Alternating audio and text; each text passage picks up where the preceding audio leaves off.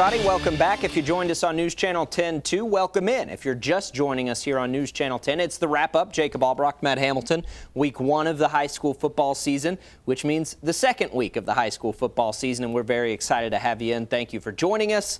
Let's get right to it, Matt. We do this every week. We pick a few games with the fans. It's our pick 'em, and let's show you who everybody's got in week 1. Pick'em is brought to you by Domino's Pizza.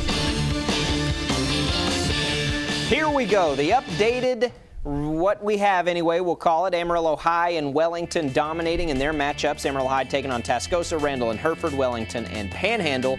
The only difference across the board, as I took a chance with Hereford here, the playoff winner last year. The fans even agree with the majority as they take Amarillo High, Randall, and Wellington. I needed the help after last week. We're going to settle this on the field. That's the beauty of this thing, Matt. And we started off with that Amarillo High-Tascosa rivalry. It's Hell Week.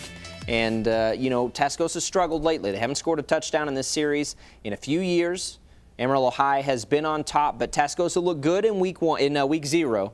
They got some offense, it looks like, this year, and it looked more comfortable than they did last year in the new offense under head coach Kim Plunk, but we'll see. The defense definitely looked a lot better, too, holding Palo Duro to just 1 touchdown in that game. So you got to think, if they can score a little bit and that defense can keep Amarillo High under control, that they may have a chance in this one. Last year, such a lopsided victory. You'd like to see it more competitive this season in this week's Game of the Week.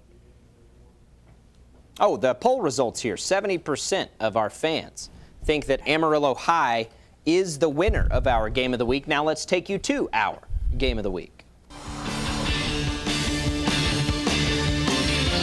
Game of the Week brought to you by Popular True Value and Nana's Jewelry and Gifts.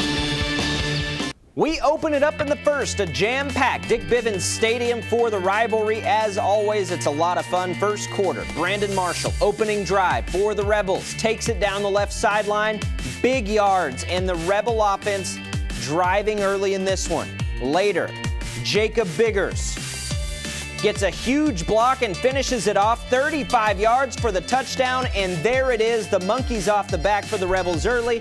They jump out to a 7-0 lead, but Amarillo High right back, Dion Lynch. We saw this last week, the long run from Lynch, and he was fantastic again in this game. 46 yards. The end zone can't stop him. 7-7, a tie. Tascosa then fumbling the exchange. Nick Bowerman jumps on it for Amarillo High, gets the recovery. That would lead to a Sandy field goal, make it 10-0, and Amarillo High really opened up in the second half and gets another big win in the series. Your final 40-14, the Sandys over the Rebels. Joining us now on the phone from the Texas Panhandle Sports Network, our man Phil Woodall, who had the call of that game on the radio, and I believe that dial tone I heard in my ear means we might have lost Phil. Let me see. Do we have Phil on the line? Phil, how are you? Yeah, that's definitely a lost Phil. We'll try and get Phil Woodall back in a little bit. We'll take you back to that Tascosa Amarillo High game and get a post-game report, though. Let's move right along to Hereford and Randall. Matt, this one a big rematch. Yeah, last year Hereford getting the best of the Raiders in the playoffs, and you can definitely bet the Raiders want some redemption. But early on, it was all Hereford. First quarter, no score. Dane Lowry on 4th down, complete to Max Solis off the tip for a first down. Later in the drive, Lowry decides to keep it himself into the end zone. Extra point, no good. Hereford with the 6-0 lead. I hope Dane's seen Bad Boys because Dane Lowry is just so much fun to say. Yeah, it's a great name.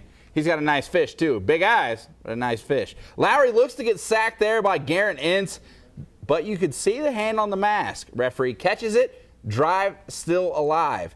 In that same drive, Lowry again, this time from 1 yard out, punching it in. Extra point good, 13-0, Hereford in the lead.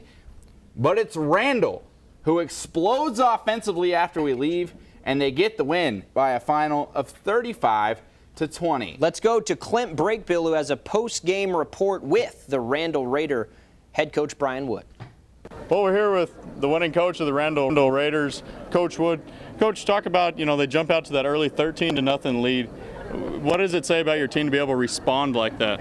Well, I think any time you get down 13 points and your kids fight their way back into the football game, you got to be proud of just their character and their willingness to fight and know that it's just a quarter of football and we had 3 left. So they did a great job. Coach, you know, it's you can call it revenge, call it whatever you want to. They beat you in the opening round of the playoffs last year. This game, I'm sure, didn't lack any encouragement for your players or yourself. Talk about the sweetness of getting the win now in the regular season. Well, to be honest, we never really talked about it being a revenge factor. This is a totally different football team, and they have a different football team. So we were just talking about getting better, you know, week to week, just like every coach is at this point in the game. But it's nice to get a win against a good opponent like Hereford, and they do such a great job and always play so hard. And you know, maybe there's a rematch in the future. Who knows? Coach, it looks like you opened up the playbook a little bit more for your young quarterback. Talk about the confidence that you're growing in him. Well, I just think every game, hopefully he's going to get better every game. He came from Thursday night JV quarterback to starting on Friday night. So there's a little bit of a shell shock factor there, but he did a great job of just managing the game tonight and making some good plays. All right, well, thank you, Coach, and congratulations. Randall, the winner tonight, 35-20, and they get a couple more games before we start district, so we're looking forward to that, Coach. Thank you. Thank you. Back to you guys. I believe the Friday night's October 11th, the District 3-4A starts. Thank you, Clint, so much. Clint Brakebill doing some great post-game reports with us. Let's go to Canyon and Pampa in the Canyon attack. There you see a 7-yard touchdown run, looking good early on. Watch this punt return here by the Eagles special teams around the right side. Breaking tackles. There's another great spin move. We were told, yeah, that was 48 yards. Then it leads to Blake Weaver keeping it himself. 9 yards up the field. Can't punch it in there, but that's all right. Canyon gets it in anyway for the touchdown, and it's all Eagles in this one. Looking good for the second week in a row. 56-7. Canyon is your winner. Dalhart and Dumas. Second quarter, 14-7. Dax Hayes for the Demons. Hayes in those new good-looking Dumas uniforms. A big gain up the middle. Still second, still 14-7. Same drive, in fact. Christian Landeros finishes it off, 10 yards. Gets into the end zone for the touchdown, and that ties things up at 14. Dalhart trying to bounce back, though. Ben Allen back to pass. But it's Drake Valenzuela with a big defensive play. Picks off Allen, and Dumas in business again. But Dalhart gets it back. Dumas can't do anything after the turnover, and it's Mr. Touchdown himself, Val Diaz, taking it into the end zone. Dalhart takes a 20-14 lead. They go on to win this game in a tight one. What a game. Nice little rivalry as well, 34-28. Let's show you Palo and Plainview. Palo looking to bounce back from their week 0 loss. First quarter, no score in this one. Plainview quarterback Paxton Oldfield hands off to Lincoln Zepeda for the touchdown. Extra point good. Bulldogs up 7-0. Later in the first quarter, ensuing drive. Snap goes over Ahilo Martinez's head. He tries to recover, heaves one up, but he's picked off by Diadavan Amidi. I messed that up bad. That would set up the next play. It's Paxton Oldfield again. Plants and throws the short pass to Kevon Crump. Hard-fought Bulldog touchdown. Extra point no good. 13-0 Plainview at that point, but that's all they would get, as that Palo Don defense would stand up and they would score a couple touchdowns and get the 1-point victory by a final of 14-13. Let's rewind to last night. Caprock taking on Borger. First quarter, 0-0. Opening kickoff. Jordan Atkinson, 96 yards. What a move. Love it. Never gets old. I've seen that about 7 times now, man. I love it. And he just outruns everybody else. 96 yards. I'm just tired from watching. We'd have been out back there about the 20. Yeah, 10 yards I would have been gassed. 7-0 Caprock. Then more Caprock. Victor Rodriguez to Malik Yarborough for the touchdown. 14-0 Caprock. Then more Rock. Caleb Estrada on the ground. The little man fights his way through a host of Bulldogs for the 21-0 Rock lead. Ensuing kickoff, Borger answers back. Kendrick Freeman. He said 96. Whatever, bro. I got 99. Untouched. Into the end zone, 21-7. Caprock still in the lead, and they would win big, 54-22. The Rock is 2-0 as we head through the rest of the way of pre-district football. Watch out for that Caprock defense, looking pretty good. All right, as promised, we'll go back to the phone now and jump back to our big game, Amarillo High and Tascosa, our game of the week. Phil Woodall, Texas Panhandle Sports Network, joining us now. He had the call on the radio. Phil, Tascosa looked like they might just be able to get that early on, and then Amarillo High kind of took over. Tell us what happened in the second half.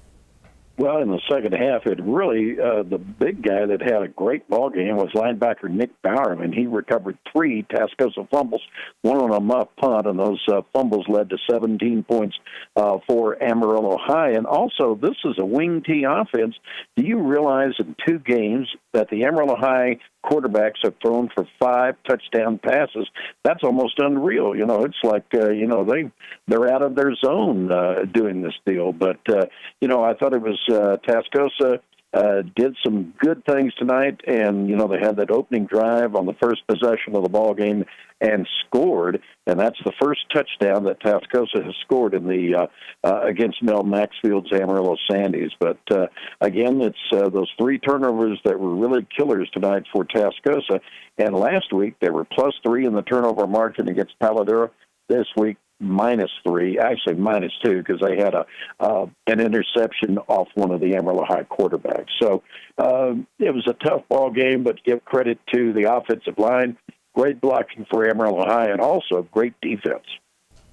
Phil, thank you so much. We really appreciate it. And, Matt, we look at that, and I think we take a couple things away. Amarillo High is right back in the middle of it. They'll be contending again for a district title in 3-4A. And Tascosa, we saw it early. We saw it last week. Don't let that score fool you, only in the sense that Tascosa should have a chance to compete in District 2-5A this year. The offense looks much better. The defense held tight for a large portion of that game, then it kind of got away from them, as Phil said, due in large part to a lot of turnovers.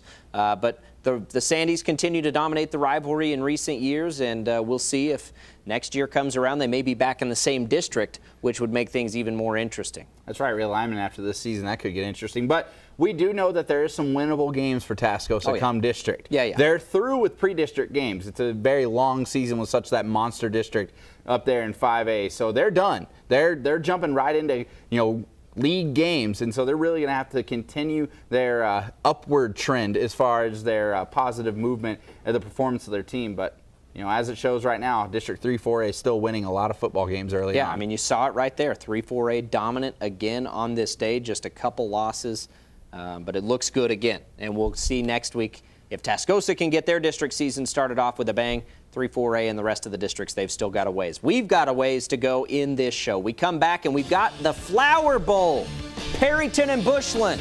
We'll take you there next on the wrap-up.